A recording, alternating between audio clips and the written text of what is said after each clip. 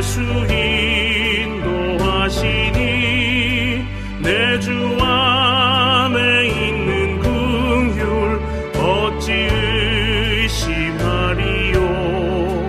믿음으로 사는 자는 하늘 위로 받겠네. 무슨 일을 만나든지 만사 형통하리라. 무슨 일을 만나든지 만사 형통하리라. 나의 갈 길 다가도록 예수 인도하시니 어려운 일 당한 때도 큰 은혜 주시네. 나는 심히 고단하고 영혼 매우 가라나 나의 앞에 반석에서 샘물 나게 하시네. 나의 앞에 반석에서 샘물 나게 하시네.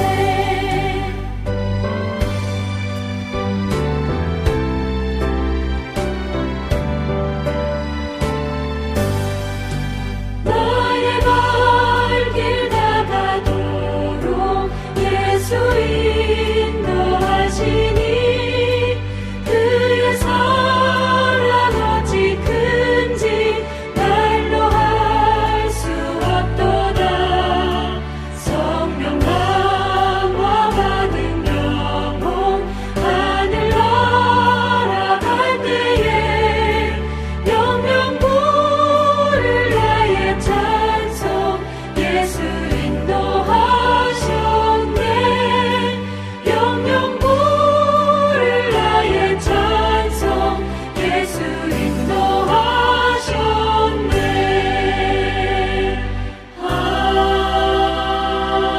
아멘. 창세기 9장 18절에서 29절까지 한 절씩 교독하시고 마지막 절은 함께 읽겠습니다. 18절 제가 먼저 읽습니다.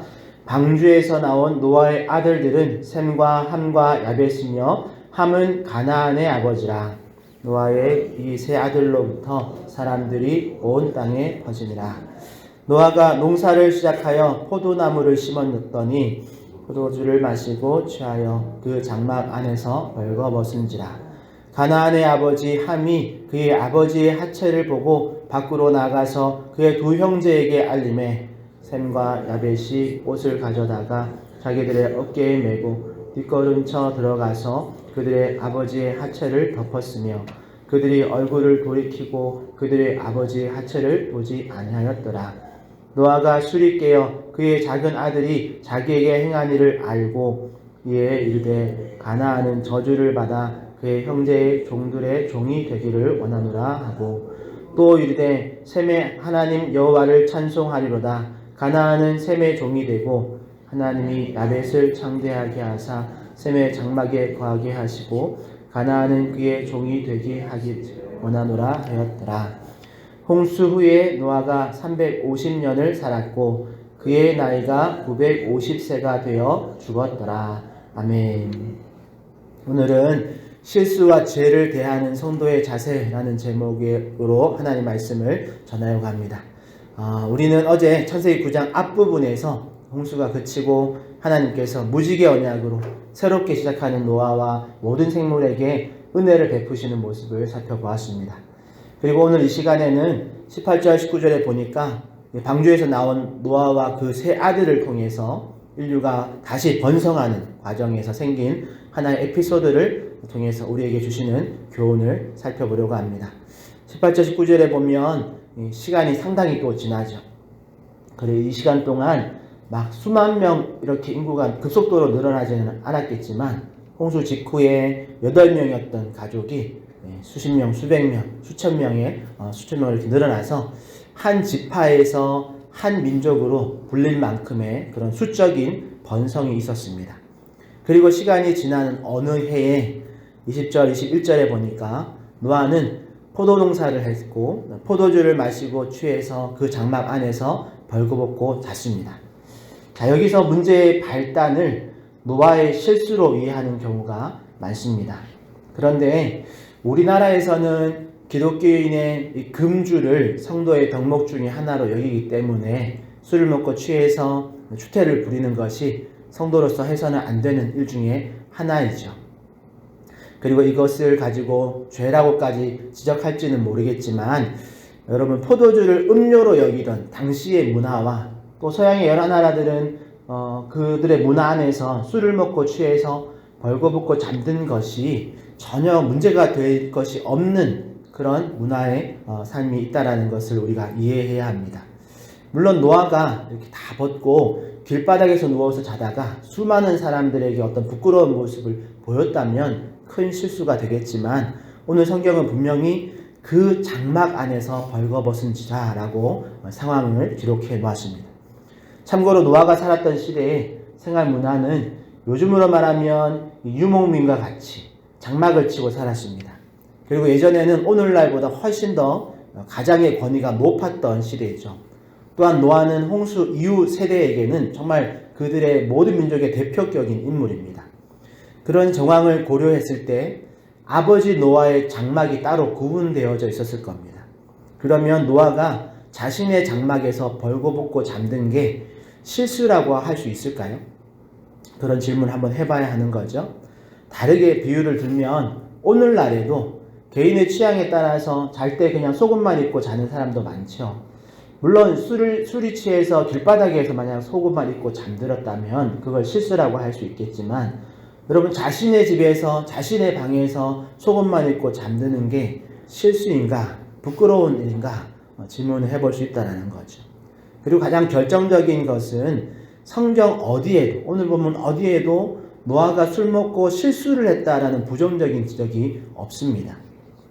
술 먹고 잠든 노아의 상황을 장막에 들어가서 보지 않았다면 노아는 술이 깰 때까지 이 상황을 술이 깰 때까지 아무도 모르고 그냥 넘어갔어요. 그냥 평범한 상황이었습니다.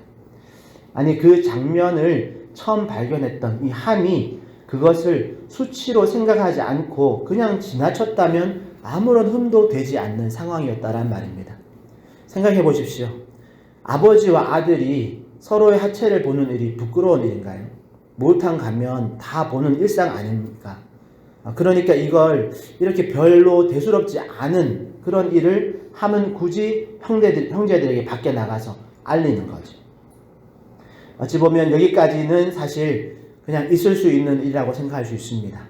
그런데 함의 이 알림, 즉 부끄러운 상황이라고 판단하고 그것을 또 다른 누군가에게 소문을 내는 것이 24절에 가면 노아가 술이 깨어 그의 작은 아들이 자기에게 행한 일을 알고라고 기록한다라는 거죠.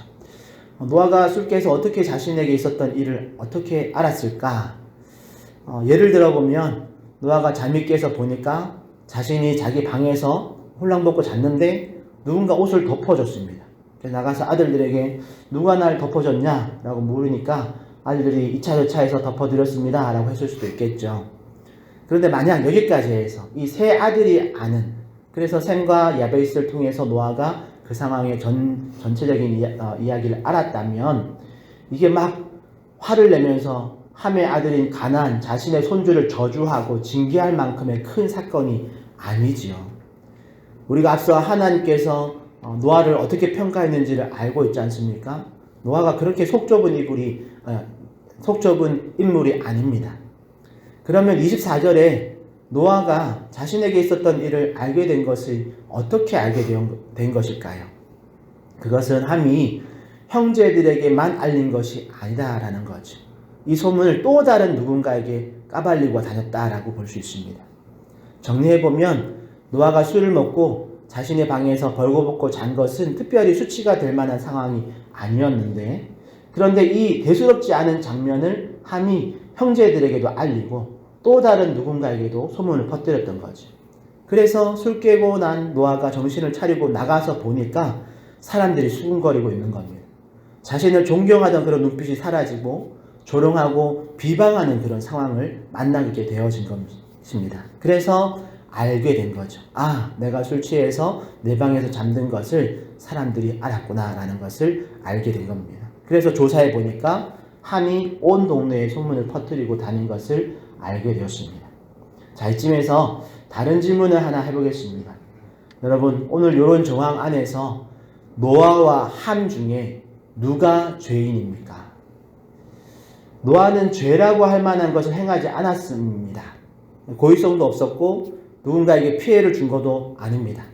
만약 길바닥에 누워서 자고 있었다면 누군가 민망해했을 수도 있으니까, 누군가 어떤 마음의 상태를 흔들었으니까 피해자가 발생했을 수도 있겠지만, 노아는 일부러 들어와서 보지 않으면 발견할 수 없는 자신의 방에서 자고 있었습니다. 그런데 함은 어떤가요?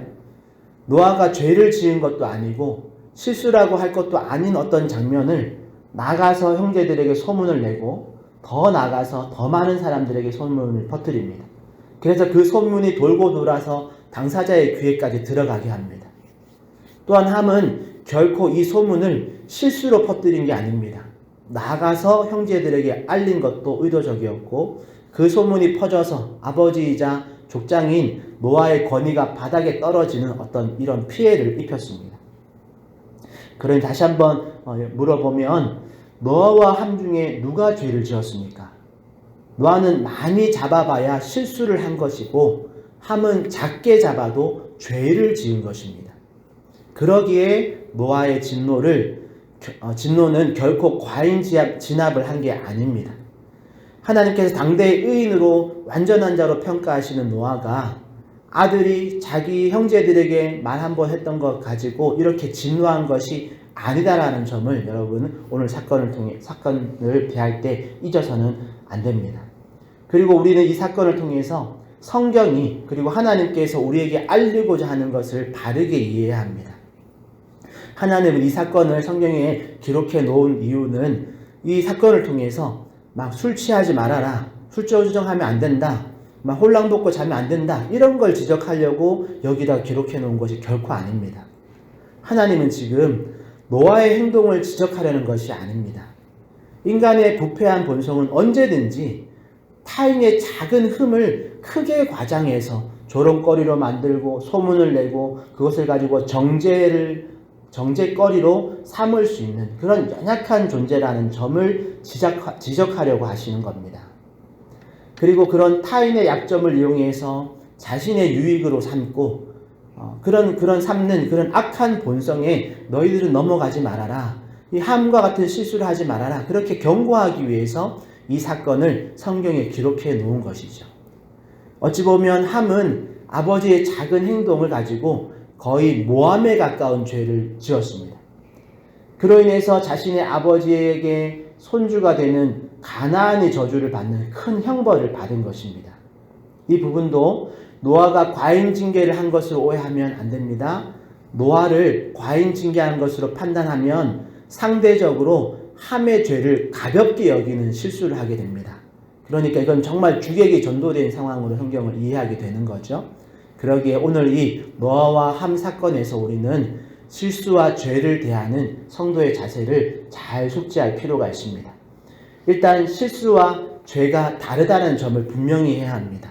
실수는 고의성이 없이 일어난 것입니다. 그런데 죄는 다르죠. 죄는, 성경이 말하는 죄는 고의성이 있고 또 반복되어지고 그것을 통해서 악의 전염성까지 가지고 있는 것이 죄입니다. 그래서 성경은 죄에 대해서 강력한 조치를 취하고 있는 거죠. 또한 우리가 성경을 읽다 보면 실수를 덮어주는 것과 죄를 묵인하는 것을 다르게 가르치고 있다는 것을 여러분 기억하셔야 됩니다. 성경의 여러 본문에서 실수를 덮어주는 미덕에 대한 말씀들이 있습니다. 물론 그 표현 중에는 죄까지도 덮어줘라 라고 이렇게 가르치기도 합니다. 그러나 여기서 덮다라는 표현은 묵인한다라는 의미보다는 공개적으로 폭로하는 것을 금하는 것, 또 관계가 깨어지지 않기 위해서 참아주는 것, 또는 회개의 기회를 주기 위해서 용서하는 것을 의미합니다. 그러니까 고의적인 죄와 악의적인 행동까지 다 덮어주라는 말이 아닙니다. 그리고 성경 전체에 어디에도 죄를 묵인하라, 눈 감아주라라는 명령이 없습니다. 오히려 정반대로 죄의 전염성과 어떤 부패성을 경고하면서 죄를 지적해서 죄인이 돌이킬 수 있는 기회를 줄 것을 말하고 있는 본문들이 많습니다. 대표적인 구절들을 예를 들면 잠언 28장 13절에 보면 자기의 죄를 숨기는 자는 형통하지 못하나 자복하고 버리는 자는 불쌍히 여김을 받으리라. 또 레위기 19장 17절에 보면 내 이웃을 반드시 책망하라. 그의 죄로 말미암아 죄를 당하지 말라라고 가르치기도 하고, 에베소서 5장 11절에 보니까 열매 없는 어두움의 일에 참여하지 말고 도리어 책망하라 라고 말합니다. 그러니 종합해 보면 성경은 죄인의 회개를 이끌어내기 위해서 죄를 드러내거나 또는 조금 더 회개할 수 있는 기회를 주기 위해서 일시적으로 그 죄를 덮어줄 수는 있습니다. 하지만 죄를 묵인하는 것은 결코 성경이 말하는 바른 행동이 아니다라는 거죠. 결론적으로 오늘 말씀을 정리해 보면 여러분, 자칫 함이 말 한 번 잘못했다가 노아가 손자까지 저주하면서 가문을 저주한 것이 너무 과한 것 아닌가라고 이렇게 여러분 오해하시고 결론에 도달하면 오늘 사건을 완전히 거꾸로 이해하신 겁니다. 여러분, 바른 이해는 함은 혹 아버지가 실수를 했다 하더라도 그걸 사랑으로 덮어줄 수 있어야 했는데 정말 안타깝게도 그걸 가지고 소문을 냈구나. 그리고 그 소문이 돌고 돌아서 흠이 없는 아버지를 흠이 있는 아버지로 모함하는 큰 죄를 지었구나. 그래서 노아가 그렇게 화를 낸 거구나. 그래서 혹 이후로도 이렇게 실수를 덮어주기보다는 실수를 꼬투리 삼아서 누군가를 모함하는 일을 따라하지 못하도록 하기 위해서 시범 케이스로 강력하게 이 죄에 대한 징계를 한 거구나 라고 바르게 이해하시기를 바랍니다. 그러기에 우리는 실수와 죄를 잘 구분해서 대하는 자세를 가져야 될 줄 믿습니다. 여러분, 연약한 인간은 누구나 고의성이 없는 실수를 합니다. 완벽한 사람이 없죠. 그러기에 누구나 넘어질 수 있는 실수를 우리가 만날 때는 그게 특별한 일이 아니라 누구나 하는 실수다라고 이렇게 말해줄 수 있어야 합니다. 그리고 그런 실수를 덮어주는 그런 넓은 아량을 가진 성도들이 되시기를 축복합니다.